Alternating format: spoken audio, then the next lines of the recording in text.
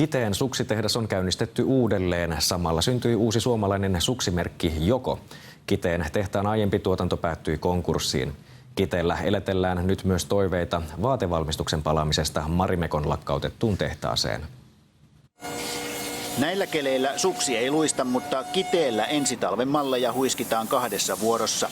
Joko-merkin ensimmäinen pari valmistui tänä aamuna. Meillä on porukalla 40 vuoden kokemus jopa tuossa suksituotannosta, että ei siellä uusia tuotteita ja hieman uudenlaisia muotoja säikähdetä. Joko aikoo kaapata kotimaan suksimarkkinoista 4. parissa vuodessa. Brändi on jo maailmalla tunnettu urheiluvälineistä ja tekstiileistä, joten seuraava askel suksibisneksessä on vienti. Meillä tulee tämä vientimarkkina ohittamaan tämän kotimarkkinan kokonaismäärä, jolloin tämä kausivaihteluiden tasoitusta pystytään ennakoimaan ja tasoittelemaan. Kiteellä on tehty suksia 40 vuotta.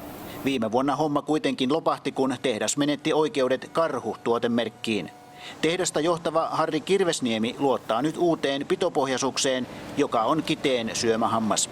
Se on varmasti merkittävä tuote siihen, että hiihtoharrastuksen määrä Suomessa kasvaa. Valtiovarainministerikin kävi kuuntelemassa Kiteen hyviä teollisuusuutisia. Suksitehtaan naapurissa hiljentynyt Marimekon tehdas, kun käynnistyy ehkä sekin uudelleen.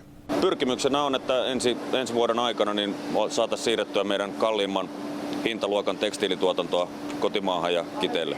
Tuotanto siirtyisi Kiteelle Kiinasta.